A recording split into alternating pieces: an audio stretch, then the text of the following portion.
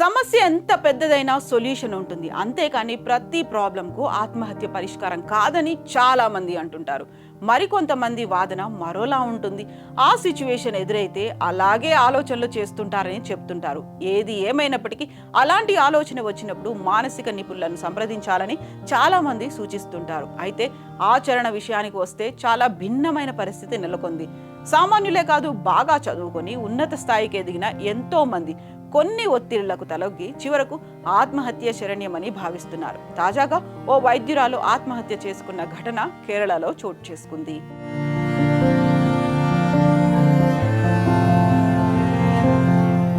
కొచ్చిలోని కక్కనాడ్లో ఫ్లాట్లో dental doctor బిందు చెరియన్ ఆత్మహత్య చేసుకుంది. తిరువనంతపురంలోని ఎర్నాకులంలో బిందు దంత వైద్యురాలుగా పనిచేస్తోంది. ఆమెకు భర్త, పిల్లలు ఉన్నారు.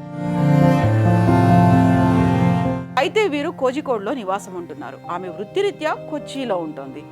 ఇటీవల ఆమె నివసిస్తున్న ఫ్లాట్లో నుంచి బయటకు రాకపోవడంతో స్థానికులు పోలీసులకు సమాచారం అందించారు. ఆమె ఇంటికి వచ్చి చూస్తే ఉరికి వేలాడుతూ కనిపించింది బిందు. మృతదేహం దగ్గర సూసైడ్ నోట్ లభించింది. ఆర్థిక ఇబ్బందుల కారణంగానే ఆమె చనిపోయినట్లు అందులో పేర్కొంది.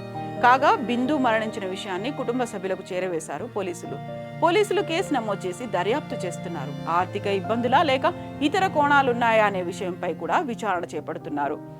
డాక్టర్ చదివి దంత వైద్యురాలుగా రాణిస్తున్న మహిళ ఆత్మహత్య చేసుకోవడం స్థానికంగా సంచలనం కలిగించింది.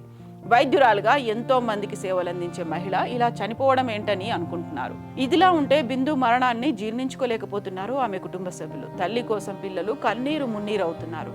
ఆమె మృతదేహాన్ని శవ పరీక్ష నిర్వహించి కుటుంబ సభ్యులకు అప్పగించారు. స్వస్థలం తీసుకెళ్లి అంత్యక్రియలు చేసినట్లుగా తెలుస్తోంది.